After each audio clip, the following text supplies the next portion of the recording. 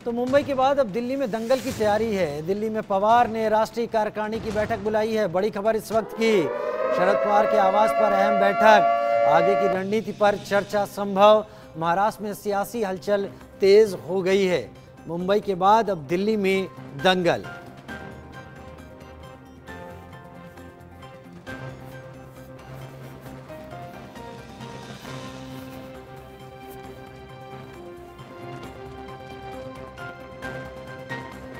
और अब बड़ी खबर का रुख कर लेते हैं। एनसीपी में घमासान जारी है। अजीत पवार ने पार्टी के निशान यानी घड़ी पर अपना दावा ठोका है। वहीं शरद पवार गुट ने इलेक्शन कमीशन में याचिका दाखिल की है। इलेक्शन कमीशन ने कहा कानून के हिसाब से फैसला लेंगे।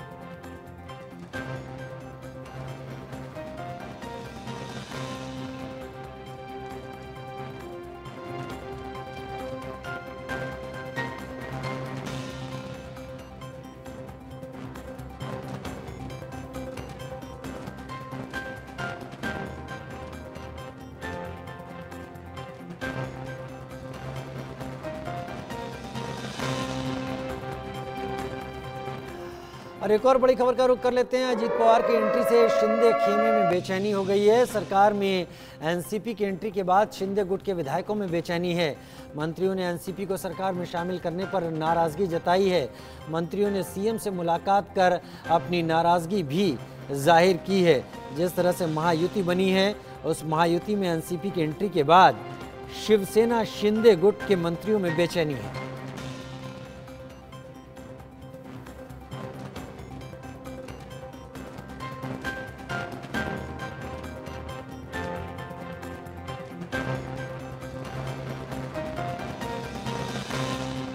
अजीत पवार की एंट्री से शिंदे खेमे में बेचैनी है। बड़ी खबर आपके टीवी स्क्रीन पर चल रही है।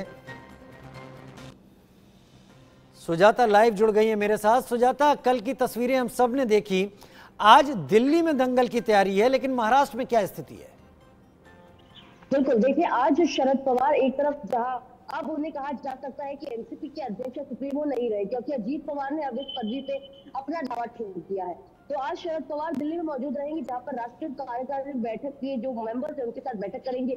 इसी के साथ आज मुंबई में अगर बात करें तो अजीत पवार भी एक जरूरी बैठक बुला सकते हैं, क्योंकि कल वर्षा पर जो बैठक हुई है सभी शिंदे गुट की, उसमें काफी ज्यादा नाराजगी नजर आ रही है, जिस वजह से शिंदे गुट के विधायकों का साफ तौर पर कहना है कि अजीत पवार को इस तरीके से सम्मिलित कर लेना अपने गठ में, कहीं ना कहीं वो उससे नाखुश है। और साफ तौर पर आज जो बैठक होने वाली है जिसमें अजीत पवार और देवेंद्र फडणवीस और साथ ही एकनाथ शिंदे भी मौजूद हो सकते हैं। लेकिन इसी के साथ आज कांग्रेस की भी एक जरूरी बैठक होने वाली है ठीक सुबह 11 बजे बांद्रा में स्थित उनके बाला साहेब भवन में, जहाँ पर कई सारी रणनीति तय की जाएगी कि आखिर जो मानसून सत्र शुरू होने वाला है उसमें जो विपक्ष के जो अपोजिशन के लीडर है वो कौन होंगे, क्योंकि इस समय अगर देखा जाए तो विपक्ष में मेजॉरिटी सबसे ज्यादा कांग्रेस के पास है। तो ऐसे में अब लीडर किसकी तरफ से तय किया जाएगा। इसी के साथ अब आगे की क्या महाविकास अघाड़ी की भविष्य होगी, इसको लेकर जो है ये पूरा बैठक की आज का दौर होने वाला है। लेकिन इसी के साथ अब 7 जुलाई से शरद पवार और साथ ही उद्धव ठाकरे अब महाराष्ट्र के कई जिलों में अपना दौरा भी शुरू करने वाले हैं। तो ऐसे में आज एक तरफ जहाँ इलेक्शन कमीशन के पास अब 2 चिट्ठियां पहुंच गई है, एक अजीत पवार की जहां पर वो अब राष्ट्रीय अध्यक्ष के पद पर अपना नाम बता रहे हैं और बता रहे हैं कि एनसीपी का पार्टी और उसका लोगो जो है अजीत पवार का है। वही दूसरी तरफ शरद पवार ने जयंत पाटिल जो अब महाराष्ट्र के एनसीपी अध्यक्ष जो है बताए जाते थे, अब उनके द्वारा भी पत्र पहुंच गया है कि उन 9 विधायक जिन्होंने मंत्री पद का जो है शपथ लिया था, उन पर अब उन्हें डिस्क्वालिफिकेशन को लेकर, उनके अपात्र होने को लेकर जो है एक चिट्ठी जो है इलेक्शन कमीशन के पास पहुंची है। ऐसे में आज कई बैठकें होनी है, लेकिन कांग्रेस की बैठक होने वाली है। एकनाथ शिंदे भी आज बैठक कर सकते हैं और इसी के साथ आगे जो शिंदे गुट के नाराज विधायक है उन्हें कैसे मनाया जाए और कुछ ऐसे कैबिनेट रिशफल को लेकर जो है कई सारे विचार विमर्श करने के लिए बैठकें हो सकती है। जी अजीत पवार ने सुजाता दावा तो 42 विधायकों का किया था, लेकिन मंच पर करीब 30 विधायकों की जानकारी सामने आई है जो उनके साथ पहुंचे हैं। भले उनके पास सांसद कम है, सांसद शरद पवार के पास ज़्यादा हैं, तो इस स्थिति को अजीत पवार किस तरीके से देख रहे हैं कि उनकी उम्मीद से कम विधायक उनके पास आए कल?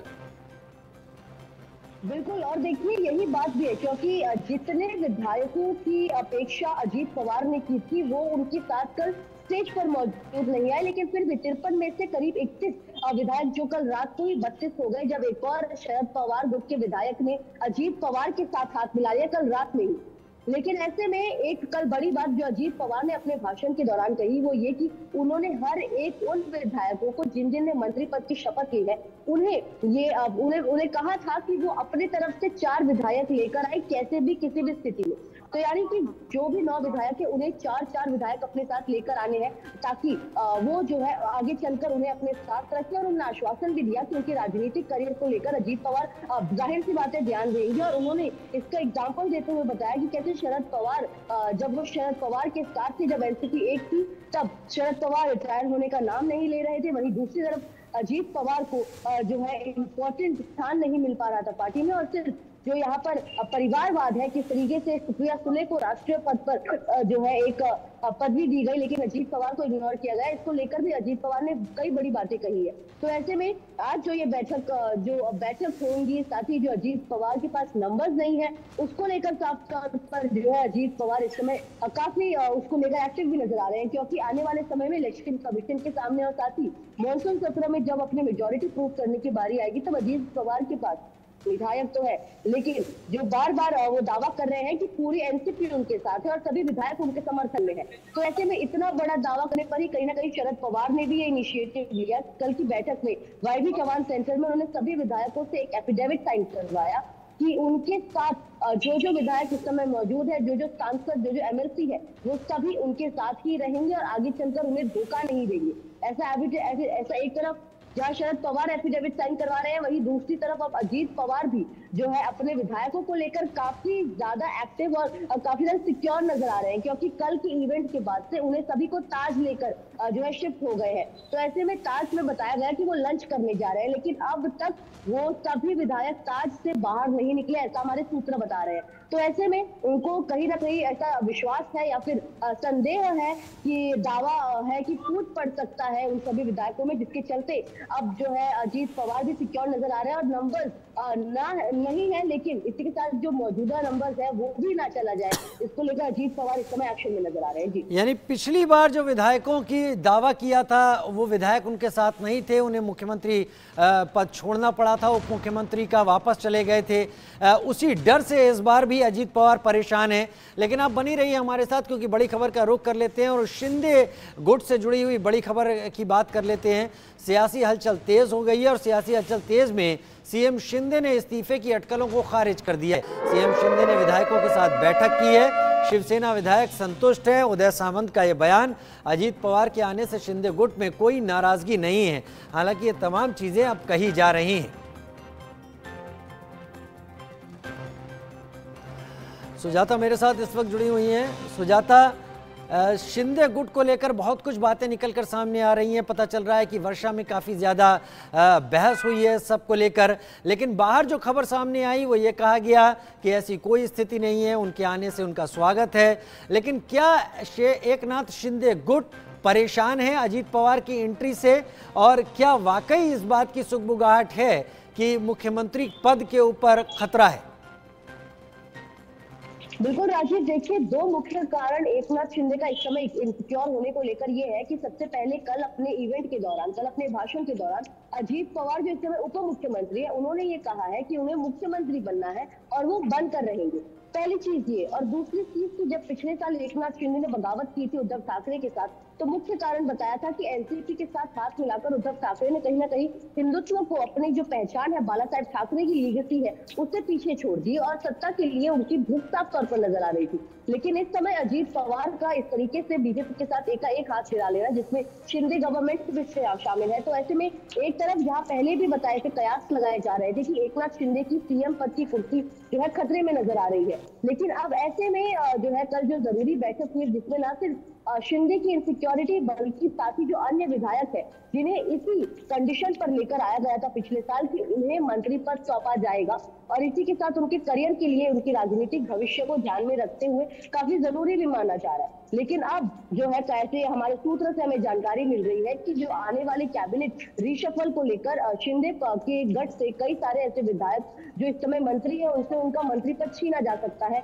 और उनसे एनसीपी के विधायकों को सौंपा जा सकता है। तो ऐसे में नाराजगी साफ नजर आ रही है। वहीं दूसरी तरफ एकनाथ शिंदे की सीएम पद से इस्तीफे को लेकर भी काफी ज्यादा हलचल इस समय महाराष्ट्र की राजनीति में नजर आ रही है। लेकिन इस पर क्या कुछ जो है जो मीटिंग होने वाली है उसमें डिसाइड होता है, इसको लेकर जो है पैनी नजर बनी हुई है। क्योंकि एक तरफ जहां कल वर्षा बंगले पर हुई बैठक में काफी गर्माहट नजर आई है और साथ ही लेकिन जो डैमेज कंट्रोल है वो जो उनके विधायक है वो करते हुए नजर आ रहे हैं, जो मंत्री है। क्योंकि कल शंभूराज देसाई और उदय सामंत ने जो है बैठक के बाद से कहा कि कोई ऐसे प्रयास सारे गलत है और एकनाथ शिंदे ही मुख्यमंत्री रहेंगे। लेकिन आने वाले समय में कब क्या हो जाए महाराष्ट्र की राजनीति में इसका किसी को जो है भरोसा नहीं रहता, जिसके चलते अब क्या अजीत पवार इसी कंडीशन पर आए हैं कि वो मुख्यमंत्री बनेंगे, जिस वजह से वो अपने इतने बड़े नंबर के विधायकों को लेकर आए हैं। वहीं दूसरी तरफ एकनाथ शिंदे और बीजेपी का जो संबंध है वो कमजोर ना पड़े, इसको लेकर जो है बीजेपी मीडिएटर का काम करेगी।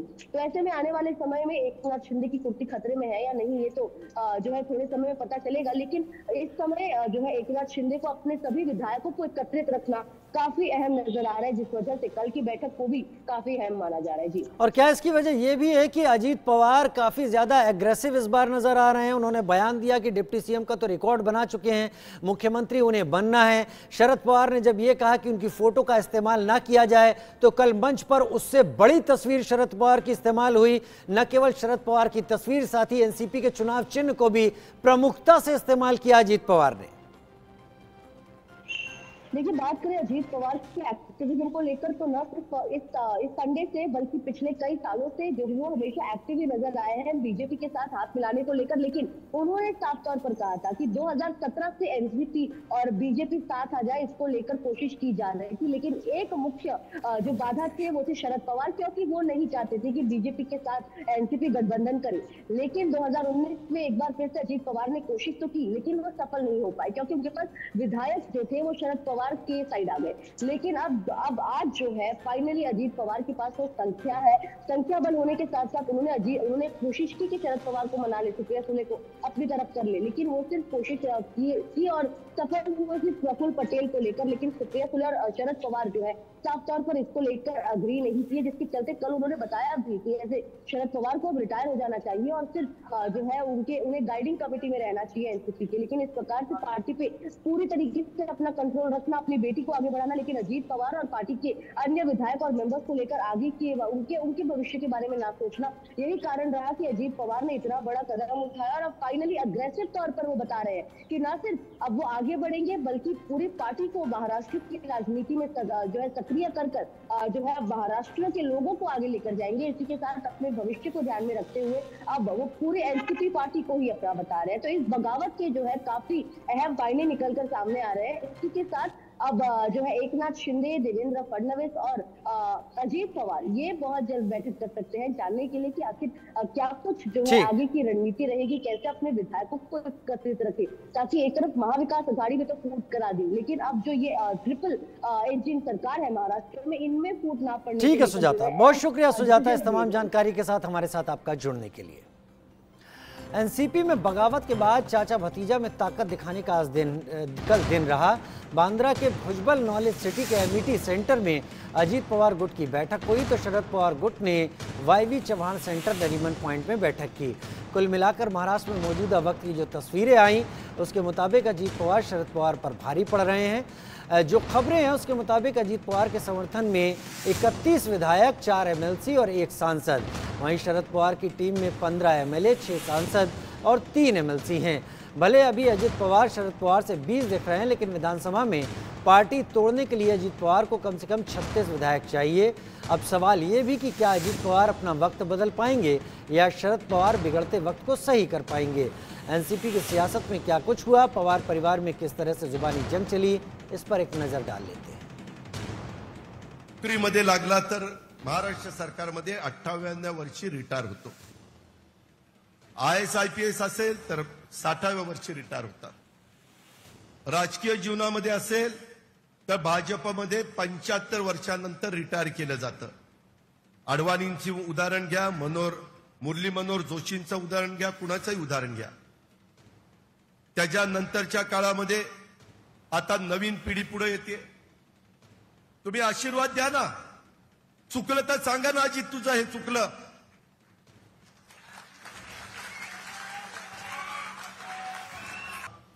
आता जर वय जास्त झालं, 82 झालं, 83 झालं, तुम्ही कधी थांबणार आहात का नाही? तुम्ही आशीर्वाद द्या ना. त्याच्या संदर्भामध्ये आम्हाला वाटतं तुम्ही शतायुष्य व्हावं.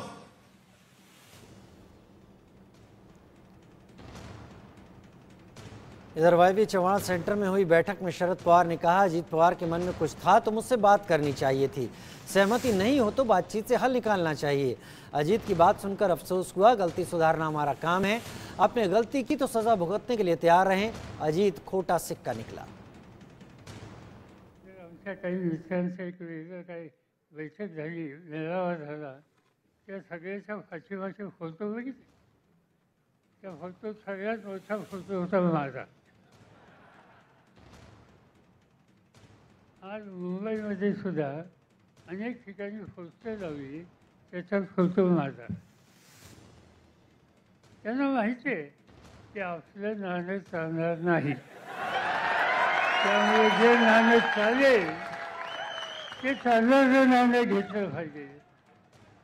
कारण त्यांचं नाणं खरं नाही आहे, खंड त्यांना वाजत नाही आहे, ते नाही लोक ओळखतील. त्यामुळे नको की अडचण लावून टाकायच्या ठिकाणी फोटो दाखवा आपल्याला.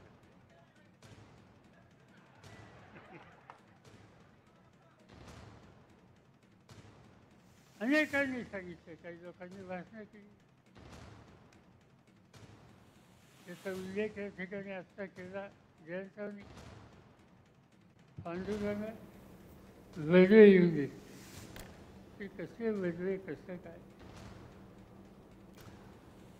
उधर शरद पवार गुट की मीटिंग में सुप्रिया सुले बोली, हमारा अपमान करें लेकिन हमारे पिता का नहीं, एनसीपी का खरा सिक्का है शरद पवार.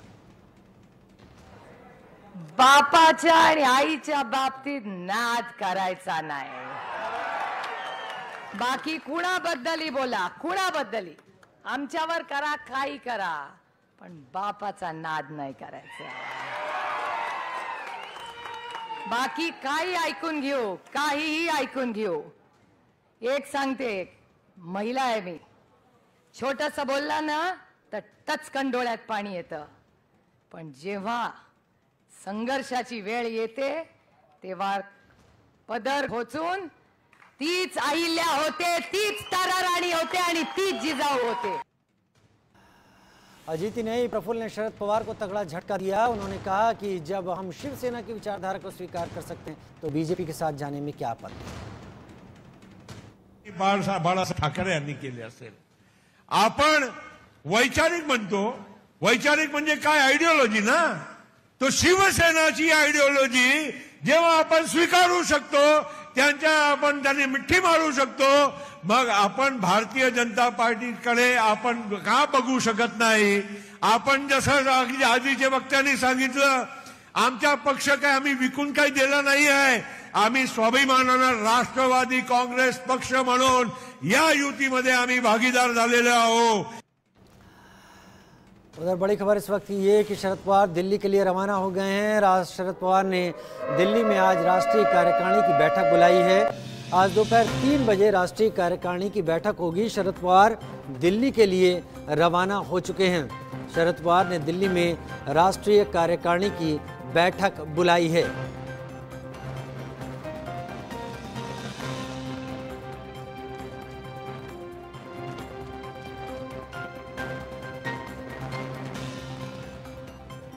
एनसीपी शरद पवार गुट से शरद पवार दिल्ली के लिए रवाना.